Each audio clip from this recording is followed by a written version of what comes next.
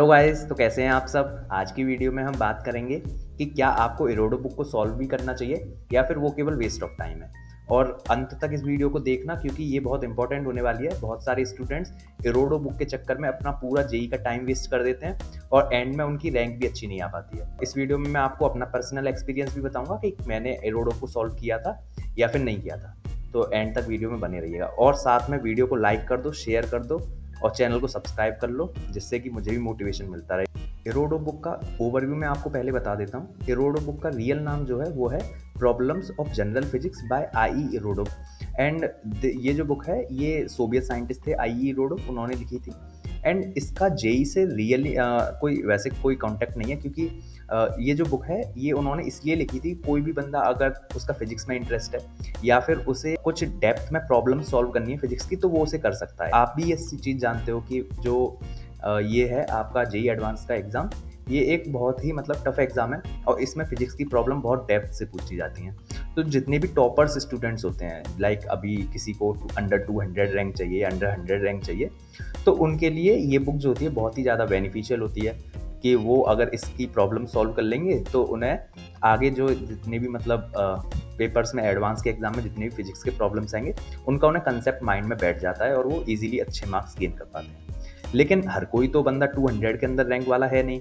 तो आपके लिए क्या बेस्ट रहेगा अगर आप 200 के अंदर रैंक लाने वाले बंदे नहीं हैं? तो ये सब चीज़ें, क्योंकि मैं भी खुद 200 के अंदर रैंक लाने वाला नहीं था, तो मुझे भी पता था कि आई रोडो मुझे सॉल्व भी करनी चाहिए या फिर नहीं करनी चाहिए। अगर आप एक ड्रॉपर हैं या फिर आप अभी 12th में हैं करंटली और आपने 11th अपनी अच्छे से नहीं की थी या वेस्ट कर दी थी, तो आपको आई रोड बुक को बिल्कुल भी नहीं सॉल्व करना है। उसे मतलब साइड में रख दीजिए, वो आपके लिए नहीं बनी है, क्योंकि अभी आपके पास इतना टाइम नहीं है। अगर आप 12th में या फिर ड्रॉपर हैं तो आपके पास ऑलमोस्ट अभी 6 मंथ्स बचे हुए हैं। जून का मंथ ऑलमोस्ट निकल चुका है एंड जनवरी में हमारा अटेम्प्ट होने वाला है जेईई मेंस का। तो आप मान के चलिए 6 मंथ्स हैं आपके पास, और अगर आप इन 6 मंथ्स में से 3 मंथ्स अगर अपनी इरोडो बुक को सॉल्व करने में लगा दोगे तो फिर कोई फ़ायदा नहीं है। आपके पास फिर एक्स्ट्रा 3 मंथ्स बचेंगे जिनमें आप क्या करोगे, मतलब मैथ्स करोगे, फिर केमिस्ट्री करोगे, बहुत कम टाइम बचेगा और रिवीजन भी करना है चीज़ों का। तो आपके लिए तो ये चीज़ बिल्कुल ही यूज़फुल नहीं है इरोडो बुक। अब बात करते हैं कि अगर आप 11th में हैं करंटली और आपकी अभी तक के जितने भी सिलेबस है वो अच्छे से हुआ है,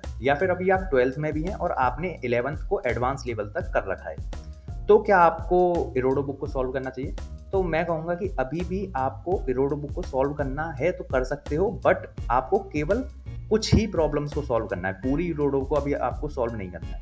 ई सरल चैनल पे की एक लिस्ट है जिसमें उन्होंने सारी बुक्स के सारे क्वेश्चंस के नाम बताए हुए हैं, कौन कौन सी प्रॉब्लम्स आपको उस बुक की सॉल्व करनी है। तो आपको केवल वही प्रॉब्लम्स जो उस लिस्ट में हैं, केवल वही प्रॉब्लम्स आपको सॉल्व करनी है और वही प्रॉब्लम्स जेई से रिलीवेंट भी है।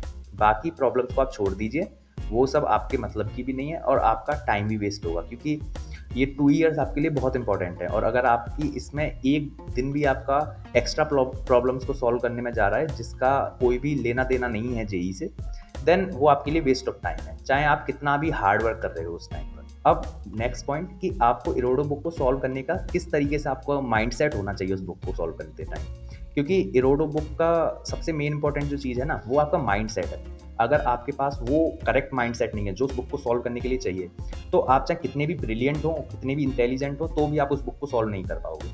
और उसका माइंडसेट जो होता है ना उस बुक को सॉल्व करने वाला, वो एक टॉपर माइंडसेट होता है कि हाँ, इस प्रॉब्लम को मैं कर सकता हूँ और मैं कर कर ही दिखाऊंगा। देन आप उस बुक को लीजिए, क्योंकि अगर आप ये अपने मन में बिठा लोगे, प्रॉब्लम आपके सामने आई और आपने देखी और वो आपसे नहीं हो पाई, तो आपके मन में क्या आ जाएगा कि यार मेरे पे नहीं होती है एडवांस की प्रॉब्लम और मुझे ये सब चीज़ें छोड़ देनी चाहिए, मेरे बस की नहीं है। बट एक टॉपर का माइंडसेट होता है कि अच्छा, ये प्रॉब्लम मेरे से नहीं बन रही है, तो समझो कि ये प्रॉब्लम से मैं कुछ नई चीज़ सीखूंगा, कुछ नया कंसेप्ट सीखने वाला हूँ, तो आप उस प्रॉब्लम को अच्छे से टैकल भी कर पाओगे और आपको डिमोटिवेशन भी नहीं होगा। तो ये टॉपर माइंडसेट के साथ ही आपको उस प्रॉब्लम को, उस बुक को सॉल्व करना है। हाँ, तो अब बात करते हैं कि क्या मैंने खुद ने इरोडो बुक को सॉल्व किया था। तो देखो, मेरी प्रिपरेशन जो थी वो ऑलमोस्ट मैंने 1.5 ईयर के लिए की थी। मेरे क्योंकि 6 मंथ वेस्ट हो गए थे कोरोना के टाइम पर, तो इसलिए मेरे पे इतना टाइम नहीं था कि मैं इरोडो बुक को सॉल्व करूं।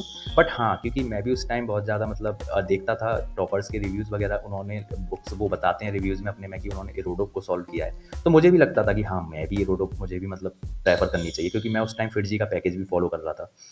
तो मैंने इरोडो मंगा तो ली, बट अब क्या हुआ ना, शुरुआत में वो प्रॉब्लम्स बनती नहीं है और मेरे पास ना तो मैं किसी कोचिंग में था, ना मेरे पास कोई ऐसा मेरा फ्रेंड था जिससे मैं उन चीज़ों को पूछ कर मतलब बात कर कर उन्हें सॉल्व कर पाऊँ।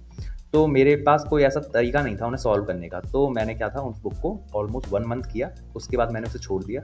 और मैं सही बताऊँ तो वो मेरा एक राइट डिसीज़न था कि मैंने उसे 1 महीने के बाद दोबारा से मतलब उस बुक को सॉल्व करने की कोशिश नहीं की। क्योंकि अगर मेरी उस टाइम क्या थी ना, फिज़िक्स तो मतलब मेरी एक अच्छे लेवल पर थी। इरोडो इसीलिए मैं सॉल्व कर रहा था क्योंकि मेरी फिज़िक्स पहले से मेंस लेवल की हो चुकी थी अच्छे से। बट मेरी केमिस्ट्री भी उस टाइम तक इतनी अच्छी नहीं थी कि मैं केमिस्ट्री में मेंस लेवल भी मेरा नहीं था उस टाइम। एंड अगर मैं इरोडो पर उस टाइम देता, देन मेरी केमिस्ट्री पीछे रह जाती और मेरा एक तरीके से अनबैलेंस्ड होने की वजह से एक अच्छी रैंक नहीं आ पाती। आप एक जेईई एडवांस की तैयारी कर रहे हो, फिजिक्स की आपको पीएचडी वगैरह तो करनी नहीं है, तो आपको ये देखना है कि आपको अपने तीनों सब्जेक्ट्स को इक्वली वेटेज देना है, तीनों को इक्वल टाइम देना है, तीनों के लेवल को एडवांस लेवल तक लेके जाना है। ऐसा नहीं है कि केमिस्ट्री और मैथ्स को तो आप मेंस लेवल तक ही रख रहे हो और फिजिक्स को आप अबव एडवांस लेवल लेकर चले गए। तो ये चीज़ सही नहीं है। यही मेरे लिए भी एक अच्छी रैंक ग्रोइंग बनी थी कि मैंने रोडो की जगह केमिस्ट्री को टाइम दिया। तो मेरे जो एडवांस का रिजल्ट आया उसमें मेरे 53 मार्क्स थे 108 में से केमिस्ट्री के ही। तो 50% कहीं न कहीं केमिस्ट्री ने मेरी रैंक को बिल्ड करने में हेल्प की थी। जबकि फिजिक्स के मेरे 25% मार्क्स थे। तो अगर मैं फिजिक्स को टाइम देता तो वो ज़्यादा से ज़्यादा 25 की जगह 28 या 30% का उसका वेटेज हो जाता। बट केमिस्ट्री को जो मैं टाइम नहीं दे पाता उसकी वजह से केमिस्ट्री में मेरे 53 की जगह ऑलमोस्ट ऐसा भी हो सकता था कि मेरे मार्क्स 40 आएँ। तो वहाँ पे जो लॉस होता अपने मार्क्स का, उसकी वजह से मेरी रैंक बहुत डिक्रीज़ कर जाती। और यही रीज़न होता है बहुत सारे स्टूडेंट्स ईगो पे लेकर फिजिक्स की ऐसी हार्ड बुक्स को, लाइक अगर मैथ्स में वो करने बैठेंगे तो ब्लैक बुक को ही सीधे सॉल्व करने बैठ जाते हैं, जिसकी वजह से उनका टाइम वेस्ट होता है और वो इजी चैप्टर्स जो हैं बाकी सब्जेक्ट्स में उन्हें वो टैकल नहीं करते हैं और उनके मार्क्स कम आते हैं और उनकी रैंक जो है वो नीचे गिर जाती है। तो आपको बैलेंस बनाकर चलना है। अगर आपको पता है कि अब मेरे मार्क्स अच्छे आते हैं, अब मुझे एडवांस लेवल पे जाना है, तभी आप उसे सॉल्व कीजिए। और अगर आपके पास अभी इतना टाइम भी नहीं है और आपके पास बाकी चीज़ें भी इंपॉर्टेंट अभी रह गई हैं जो आपके लिए ज़्यादा इंपॉर्टेंट है, तो पहले उन्हें कीजिए, तब ये रोडों पर आप करना उसे सॉल्व कर सकते हैं। तो ये था आज की वीडियो। अगर आपको वीडियो पसंद आई हो तो इसे लाइक करना, शेयर करना और चैनल को सब्सक्राइब कर लो ऐसे ही और वीडियोज़ के लिए। और मिलते हैं अपनी नेक्स्ट वीडियो में, तब तक के लिए गुड बाय।